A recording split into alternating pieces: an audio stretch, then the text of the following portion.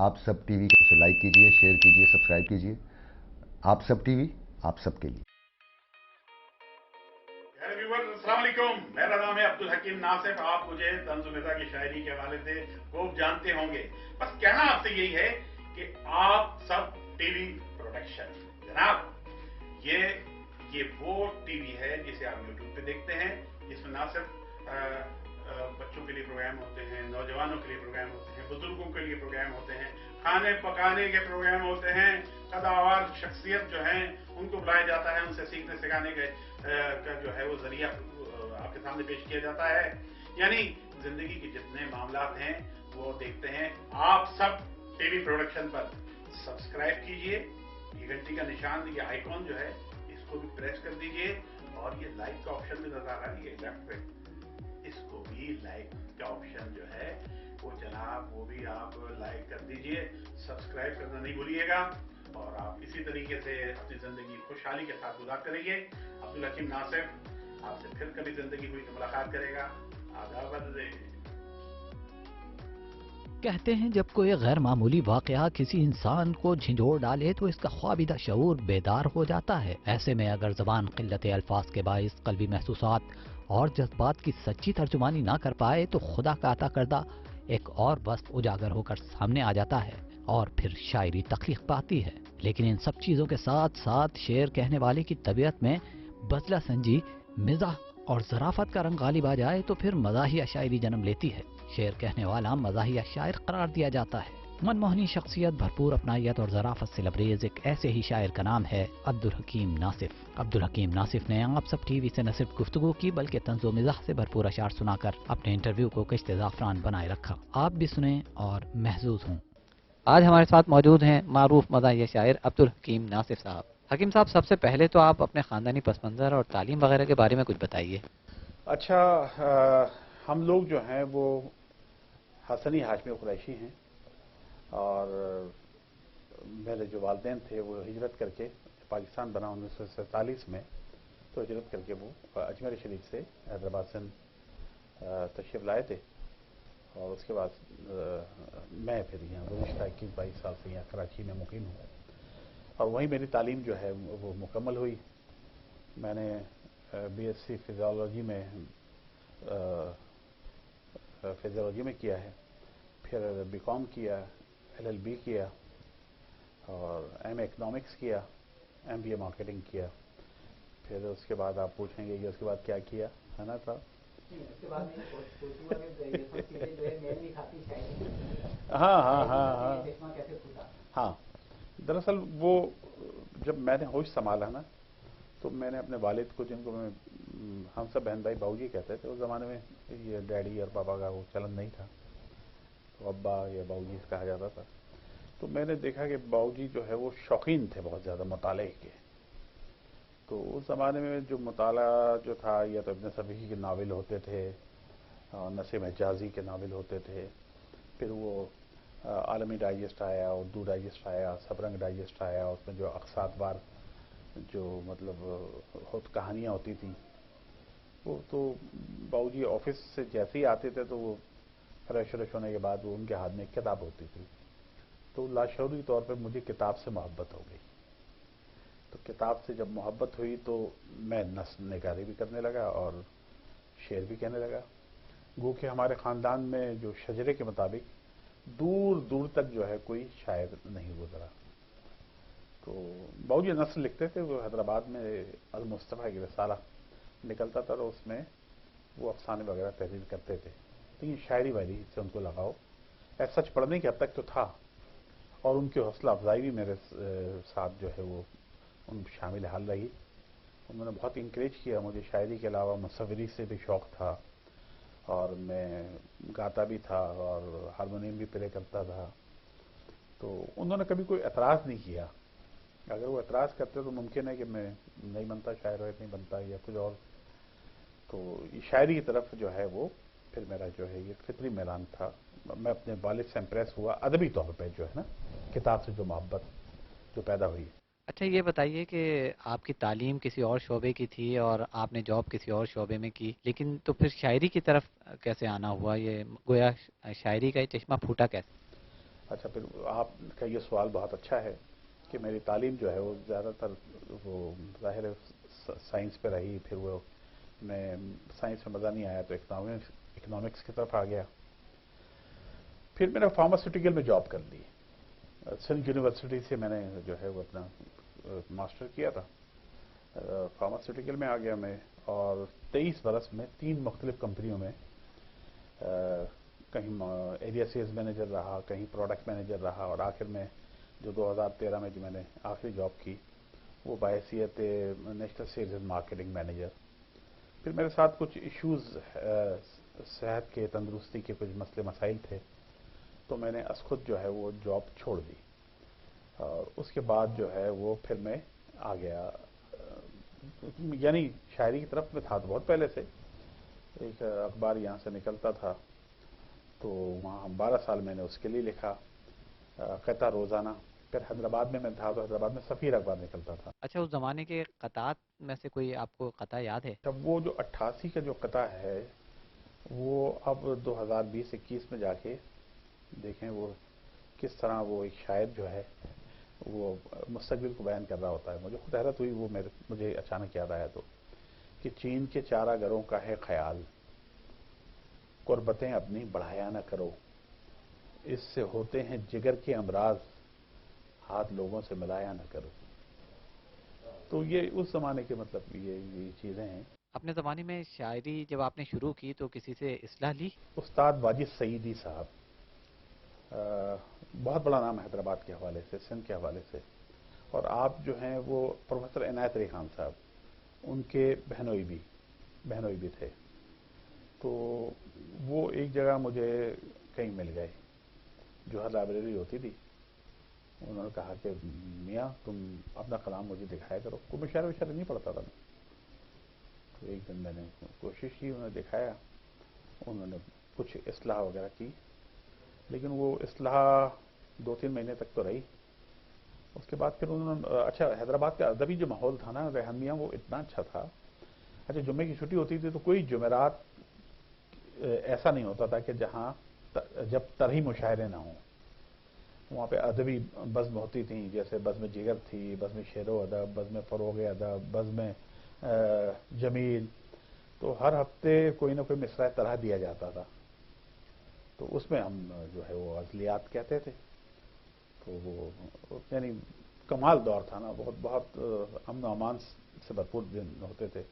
آپ نے شاعری شروع کی تو کیا فیصلہ کر لیا تھا کہ مزاح کی طرف ہی آنا ہے، یا پھر بعد میں پھر مزاح کی طرف کیسے آنا ہوا؟ تو میں کہتا تھا، تو میرے استاد جو ہے واجد سعیدی، جیسے فرض کیجئے کہ میں نے 20 اشعار کہے، اس زمانے سے میں کافی کہتا ہوں، تو وہ اس میں سے تقریباً 20 میں سے 16 جو ہے نا وہ مزاح یا طنز کا جو ہے وہ آمیزہ ہوتے تھے اس میں.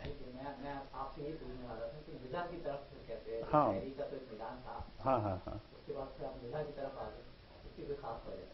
اس کی خاص وجہ میں نے آپ سے عرض کیا نا کہ میری طبیعت میں میرا خیال وہ ایک حصہ مزاح تو ہے، بچپن سے ہی تھی. ہنسی مذاق بہن بھائیوں کے ساتھ، رشتہ داروں کے ساتھ. تو میں نے آپ سے عرض کیا نا کہ جب میں غزلیں لکھتا تھا، یہ نظمیں لکھتا تھا، تو بچوں کے لیے بھی میں نے لکھی، اس زمانے میں بہت چھپی اخبارات میں. تو میرے استاد نے پھر مجھے یہ کہا کہ یار ناصف میاں تم ایسے کرو، تم سنجیدہ وجیدہ چھوڑو، تم اگر 20-22 لکھتے ہو تو اس میں سے جو ہے وہ 60-70% تو مزاح کے ہوتے ہیں، تو تم مکمل طور پر جو ہے وہ مزاحی کی طرف آ جاؤ. تو مجھے یہ سمجھیے کہ ایک سرپرستی کی ضرورت تھی، اور میں پھر وہ مزاح کی طرف آ گیا اور قبولیت ملی.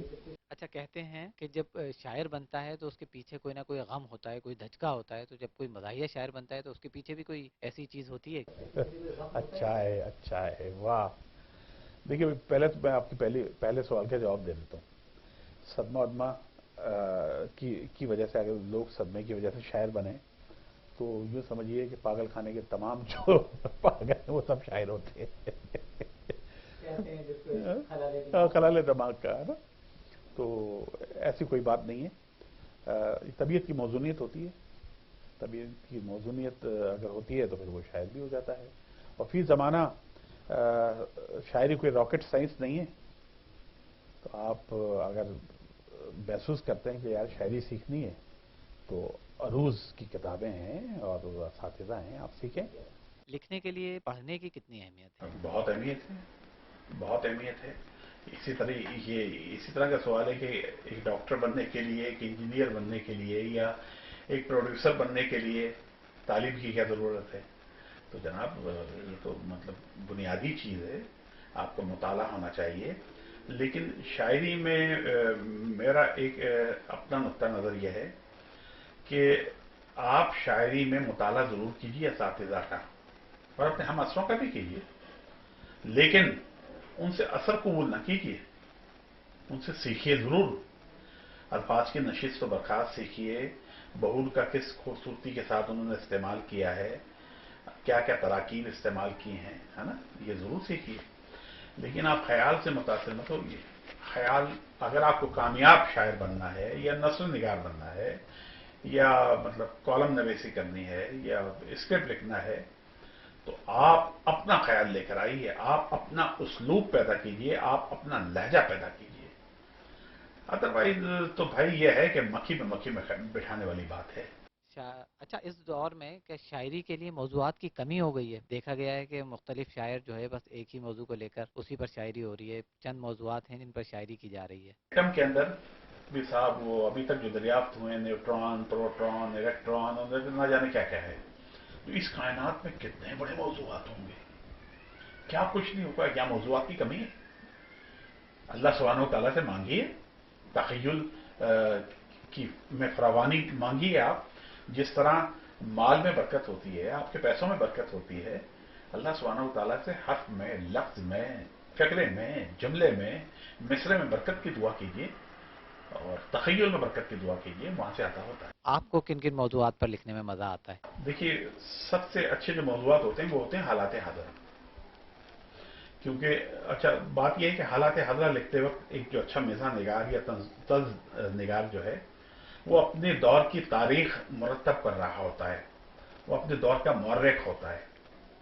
صحیح ہے؟ جیسے آپ اکبر الہ آبادی صاحب کو ان کا اٹھا کے دیکھ لیجئے، تو آپ کو اس دور کا مزاج، اس وقت کا تمام جو اس وقت کے جو حالات ہیں، انگریزوں کا کیا برتاؤ تھا، مسلمان کس صورت میں اپنی بقا کی جنگ لڑ رہے تھے، ہندو کس طریقے سے چال بازی کے ساتھ اپنے آپ کو اوپر لے کر آ رہے تھے، پورا ایک نقشہ ان کی شاعری میں نظر آ جائے گا. تو حالات حاضرہ پر بات کو سیدھے سیدھے بیان کرنا نہیں ہوتا ہے. یہ ہوتا نا کہ آپ نے خبر بنا ڈالی، تو خبر تو ایک اچھا صحافی، ایک اچھا رپورٹر جو ہے وہ بھی بنا لے گا خبر. تو آپ نے منظوم خبر بنا لی. نہیں، منظوم خبر نہیں ہونا چاہیے. آپ کے اندر اس کے اندر کوئی پوائنٹ ایسا لے کے آنا چاہیے جو آپ کا قاری جو ہے اس کو بس مزہ آ جائے، لطف آ جائے. تھپراڑوں میں جو محمود تو کورے میں ایاز، نہ کوئی بندہ رہا اور نہ کوئی بندہ نواز. جو ہی سی این جی پمپ آیا نظر دونوں کو، ایک ہی سب میں کھڑے ہو گئے محمود و ایاز، ہے نا. تو اسی طریقے سے کوئی آٹو موبائل ٹائپ کے جو لوگ بیٹھے ہوئے ہیں وہ اس فیلڈ سے وابستہ ہیں. تو ایک برابر تو تین ہے پیچھے، ایک برابر تو تین ہے پیچھے. شیخ صاحب تو دل لبھاتی ہیں. کار ایک مذہبی سواری ہے، بیویاں اس میں چار آتی ہیں. نوجوانوں میں بیٹھا ہوں، طالب علموں میں بیٹھا ہوں، تو ابا چیخے گھر کے باہر تو نے دیکھا ہے کبھی؟ ابا چیخے گھر کے باہر تو نے دیکھا ہے کبھی؟ فرسٹ پوزیشن مسز شیلا کی بیٹی لائی ہے. میں سعادت مند کیا بتلاؤں اپنے باپ کو، میں اسی کو دیکھتا تھا تب تو سپلی آئی ہے. تو یہ مطلب یہ معاشرے کے حساب سے کر کے پھر میں آتا ہوں سنجیدہ کی طرف. جیسے جو دیکھیے آج کل جو مفلس کا جو جینا ہے وہ بہت مشکل ہے. وہ روٹی جہاں سے آتی ہو اس نگر میں ہمیں بسا ڈالو، ہم کو دیوار سے لگاؤ مت، ہم کو تندور سے لگا ڈالو. تو یہ ہمیں تھیلا دے کر بولی ماں ممتا کے گلشن کے پھول، خالی پیٹ نہیں تعلیم، پہلے آٹا پھر اسکول. اور بے شمار چیزیں ہیں وہ ذہن میں نہیں ہے. کراچی کی زندگی بھی دیکھ لیجئے کہ وہ حسین تھی سیاہ ابایا میں، وہ حسین تھی سیاہ ابایا میں، اس کی آنکھوں نے کر دیا گھائل. پھر اچانک مجھے صدا آئی، چل بے بھائی نکال موبائل. یہ کراچی کی زندگی. فیض اگر اس دور میں ہوتے، کراچی میں ہوتے یا فلیٹوں کے جنگل آباد ہیں، تو یہ مختصر سا فلیٹ اور اس میں 20 افراد، بھلا گھٹن میں کہاں باد نو بہار چلے. نہ لا بلد میرے سسرالیوں مجھے مارو، चले भी जाओ कि गुलशन का कारोबार चले। अच्छा चलें, अब संजीदगी की बात कर रहे हैं तो ये बताइए मुझे कि मौजूदा दौर, टेक्नोलॉजी का दौर, जी जी। शायरी को किस हद तक मुतासिर किया है? शायरी हर दौर में मुतासिर हुई है।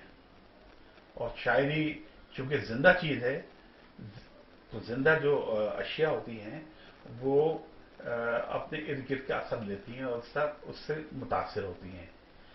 शायरी हर दौर में मुतासिर हुई है, वरना आज तक वो अमीर खुसरो वाली शायरी चल रही होती, वही मीर मीर जैसे मतलब अल्फाज इस्तेमाल हो रहे होते। तो शायरी ने असर लिया, गालिब ने अपने दौर का असर लिया, डाग ने अपने दौर का असर लिया। ज़्यादा पुरानी बात नहीं है। इकबाल तो जाहिर है वो उनका जो दर्जा है, जो मर्तबा है हमारे माशरे में, तो शायरी मुतासिर हो रही है, टेक्नोलॉजी से भी मुतासिर हो रही है। टेक्नोलॉजी से मुतासिर हुई, टेक्नोलॉजी ने नुकसान पहुंचाया या फायदा पहुंचाया? नहीं, कोई चीज़ नुकसान नहीं पहुंचाती है, कि याद रखिएगा।